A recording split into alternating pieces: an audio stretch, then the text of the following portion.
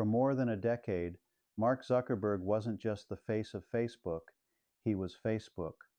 The Harvard dropout who turned a dorm room project into a social media empire with over 3 billion users seemed unstoppable.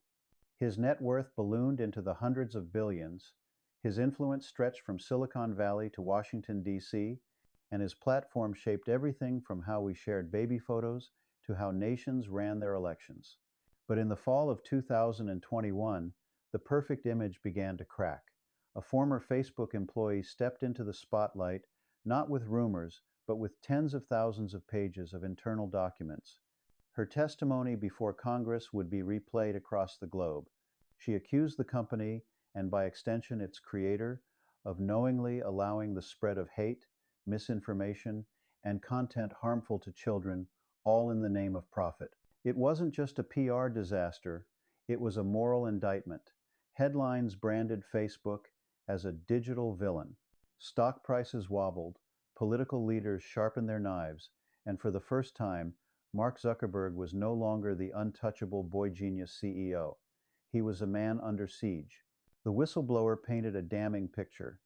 Executives aware of Instagram's harmful effects on teen mental health, algorithms designed to prioritize outrage because it kept people scrolling, and a global platform that could ignite violence in unstable countries. The revelations didn't just shock the public, they triggered governments around the world to talk seriously about breaking Facebook apart. Zuckerberg responded with his signature composure, denying deliberate wrongdoing, emphasizing the company's investments in safety, and accusing the whistleblower of mischaracterizing the facts. But the damage was done. For a figure who had built his empire on the idea of connecting people, the accusations cut to the heart of his brand. This wasn't his first scandal. From the Cambridge Analytica data breach to accusations of enabling election interference, Zuckerberg had faced storms before. But this one felt different, because the allegations weren't about what outsiders had done with Facebook's tools, but what Facebook itself chose to do. And just as the crisis was peaking, Zuckerberg made a bold, almost surreal pivot. He announced that Facebook would change its name to Meta, signaling a grand vision of a virtual reality, Metaverse. Some saw it as genius, a reinvention to escape the old controversies. Others saw it as the ultimate distraction, a billionaire retreating into fantasy to avoid answering for the real-world harm his platform caused. In the months that followed, the Metaverse project would burn through billions of dollars, investor confidence would waver, and Zuckerberg's personal fortune would take a historic plunge. Yet, through it all, he remained in the captain's chair, a quiet but unyielding presence steering Meta into uncharted waters. How did the boy who once hacked Harvard's servers for fun end up at the center of one of the biggest corporate controversies of the decade? Was the whistleblower's account the breaking point, or just another battle in Zuckerberg's long war for digital dominance? And perhaps the most haunting question, has the world's youngest self-made centibillionaire already peaked, or is his greatest comeback still ahead? They once stood at the very top, but what happened next? Join the Hidden Billionaires to uncover their story. Mark Elliott Zuckerberg was born on May 14, 1984, in White Plains, New York, to a comfortable, educated family. His father, Edward Zuckerberg, was a dentist with a thriving practice, and his mother, Karen, was a psychiatrist who later shifted her focus to raising their 4 children, Mark, his 3 sisters, Randy, Donna, and Ariel. They lived in Dobbs Ferry, a quiet suburb that gave Mark the stability and resources most future billionaires can only dream of. From an early age, Mark displayed 2 qualities that would define his later empire: relentless curiosity and an almost obsessive need to build things. While other kids were playing outside, Mark could often be found hunched over his computer, exploring basic programming languages. His father, recognizing his son's talent, hired a private tutor to teach him advanced computer skills while he was still in middle school. By the time he was 12, Mark had created ZuckNet, a primitive messaging system that allowed his father's dental office to communicate with the family home, essentially an early form of instant messaging. It was small, experimental, and utterly revolutionary for a kid barely into his teens. He wasn't just a stereotypical computer nerd, though. At Phillips Exeter Academy, the elite prep school he attended in high school, Zuckerberg was also captain of the fencing team and showed a knack for classical languages, reading Latin with the same focus he brought to debugging code. But his real arena was the digital one. He spent nights building small programs, including music recommendation software called Synapse, which caught the attention of Microsoft and AOL. They offered him job opportunities before he had even finished high school. Mark turned them down. Why? Because he had bigger plans. His parents, supportive but disciplined, instilled in him a mix of ambition and self-assurance. They didn't pressure him to pursue law or medicine. Instead, they encouraged his drive to create. When he was accepted into Harvard University in 2002, it felt like the natural next step for a mind that had already outpaced the high school curriculum. At Harvard, Zuckerberg's confidence, some would call it arrogance, began to take shape. He was known for coding entire projects in a single night, fueled by pizza and caffeine. His reputation as a computer prodigy spread quickly, drawing both admiration and envy. But behind that genius was also a mischievous streak. In 2003, he created Fasamash, a website that allowed Harvard students to rank the attractiveness of their classmates by pulling photos from university servers without permission. The stunt crashed parts of the network and earned him a disciplinary summons.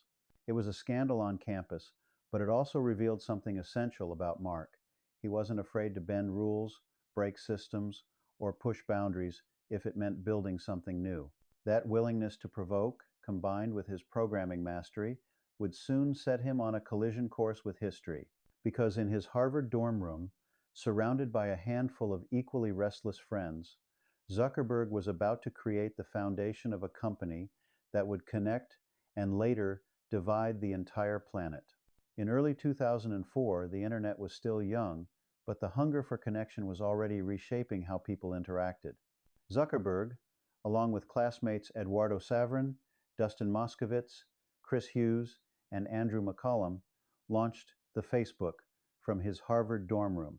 Initially, it was just a directory for Harvard students, a way to put faces to names, share profiles, and quietly feed the human need for recognition and validation. The growth was explosive.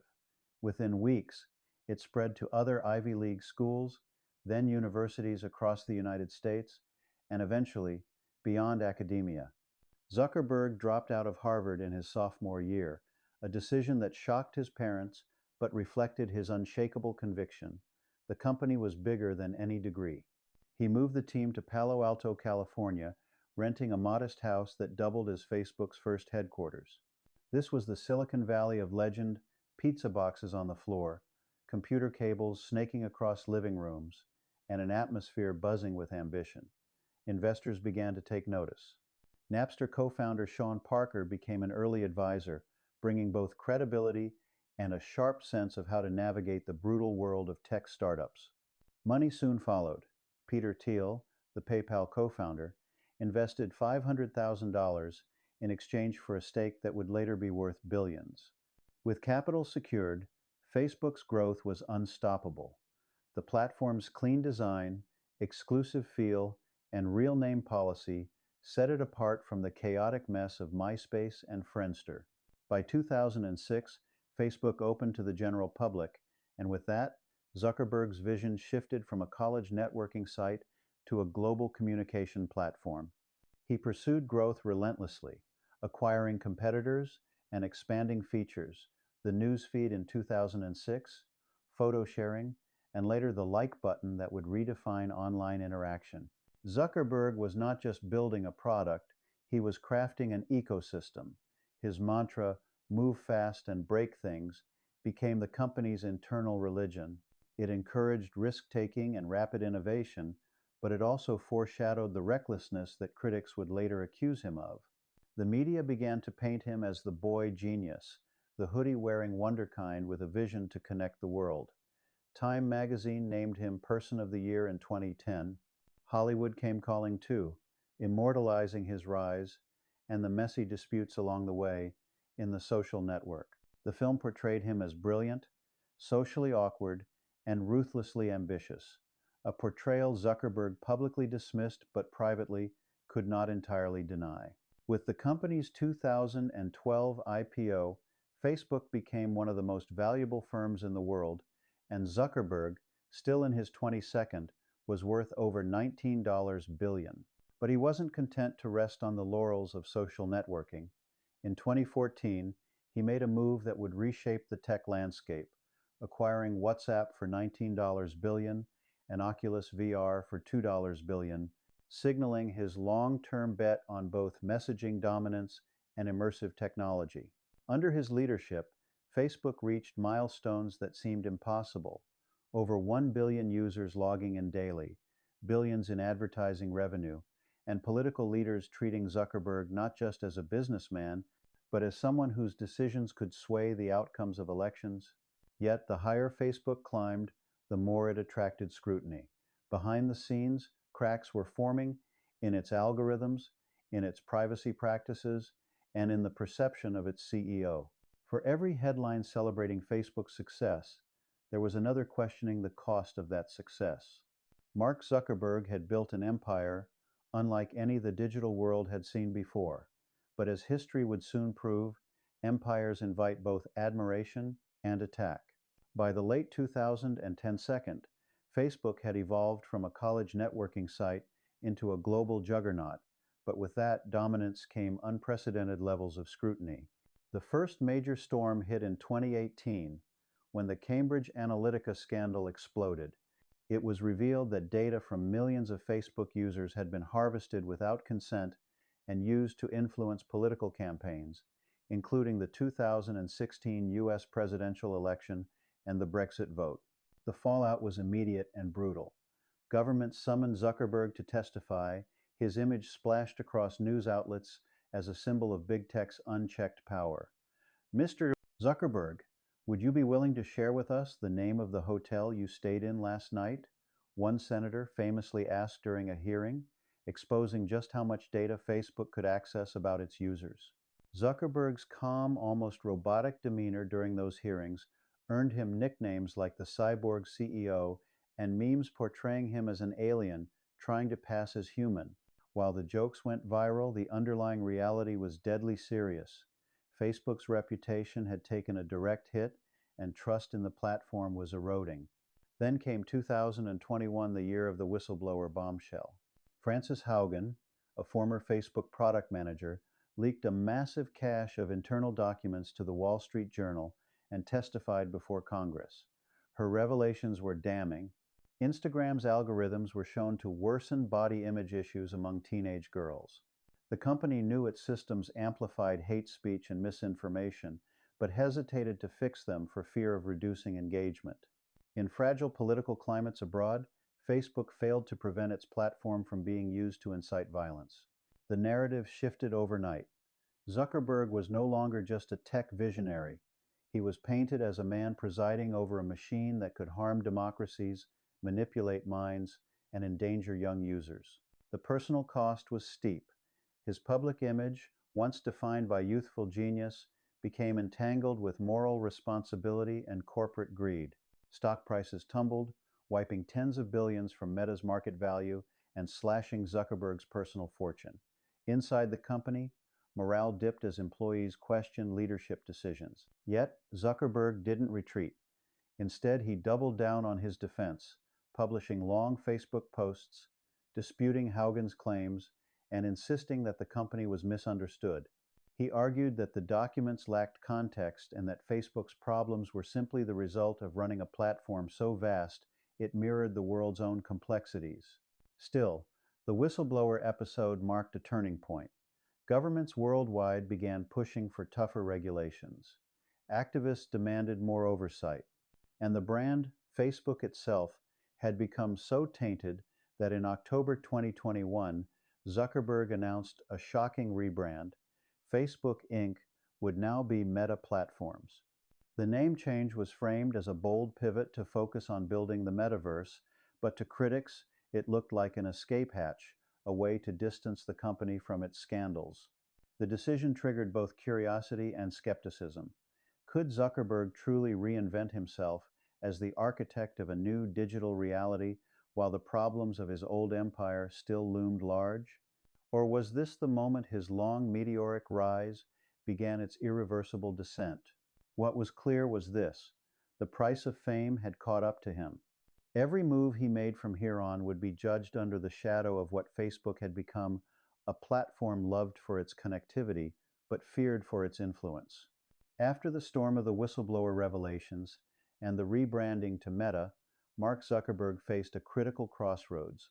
The world's eyes were not just on his company, but on him personally. Would he fade into obscurity or stage a dramatic comeback? Instead of retreating, Zuckerberg plunged headfirst into the vision of the metaverse, a sprawling virtual universe where people could work, socialize, and play in immersive 3D environments. The ambition was breathtaking. Meta was no longer just a social media company, it was staking its claim as the future of digital interaction. But the transition was far from smooth. Meta poured tens of billions of dollars into developing VR hardware, building software infrastructure, and recruiting top talent to realize Zuckerberg's vision. Critics called it a risky gamble, an expensive distraction from fixing the very problems Facebook had long ignored. Investors reacted cautiously. Meta's stock fluctuated wildly, and Zuckerberg's personal net worth took a historic plunge, losing over $70 billion in 2022 alone. Public perception also shifted. While some tech enthusiasts hailed the metaverse as a revolutionary next step, many users and media outlets expressed skepticism and fatigue.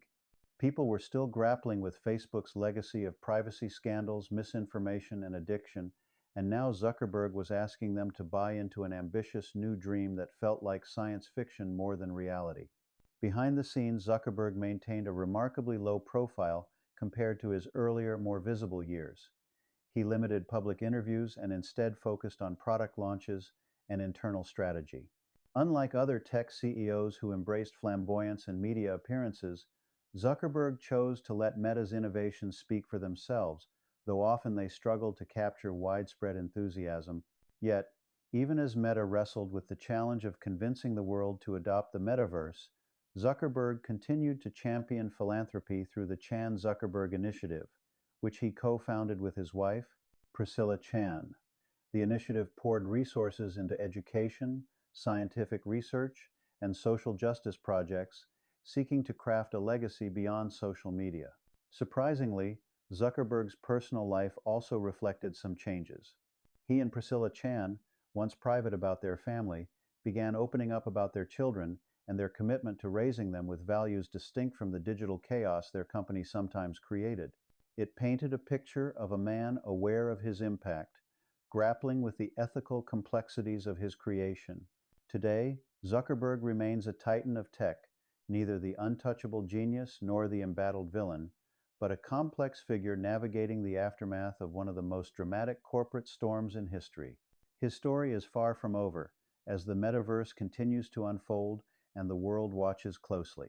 Mark Zuckerberg's life beyond the boardroom has been shaped deeply by his role as a husband and father.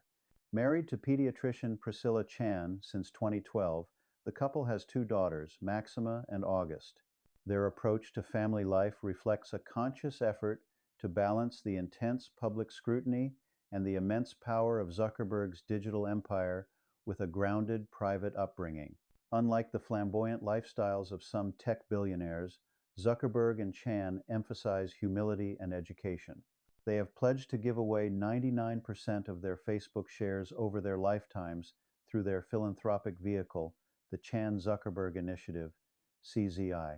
This foundation focuses on curing diseases, improving education, and addressing social inequalities, signaling a desire to leave a positive legacy beyond the technology sector. The couple's philanthropic work has also influenced Zuckerberg's view on legacy. He often speaks publicly about the responsibility that comes with wealth and technology, highlighting the need to build products and systems that serve society's long-term interests rather than short-term profits. This is a stark contrast to earlier years when the company's growth and engagement metrics dominated every decision. On the family front, the Zuckerbergs strive to raise their children with a strong sense of ethics around technology use. Priscilla Chan has expressed concerns about the impact of social media on young minds, reflecting a nuanced perspective inside the very household of Facebook's founder. This private acknowledgement of tech's pitfalls shows a personal reckoning with the unintended consequences of their creation. Regarding succession and the future of Meta, Zuckerberg remains at the helm, but there are hints of grooming the next generation of leadership. Whether his children will inherit his empire remains uncertain. Mark has emphasized long-term thinking, including decentralizing power within Meta's ecosystem and investing in new talent. As for the broader family, Zuckerberg maintains close ties with his siblings, who have occasionally been involved in ventures connected to the tech world or philanthropy. However, the Zuckerberg family does not attract the tabloid scandals or public feuds that often characterize billionaire dynasties, maintaining a relatively private and stable image. Mark Zuckerberg's legacy is thus a complex tapestry: a visionary who reshaped global communication, a businessman who courted controversy, and a family man committed to shaping a better future for his children and society. The next generation may inherit an empire fraught with challenges, but also ripe with opportunities in the evolving digital landscape. Mark Zuckerberg's impact on the world is both undeniable and deeply complex. As the architect of Facebook, later Meta, he revolutionized the way billions of people communicate, share, and consume information. His creation transformed the social fabric of societies, giving rise to movements, friendships, and communities that would have been impossible before the Internet's social era.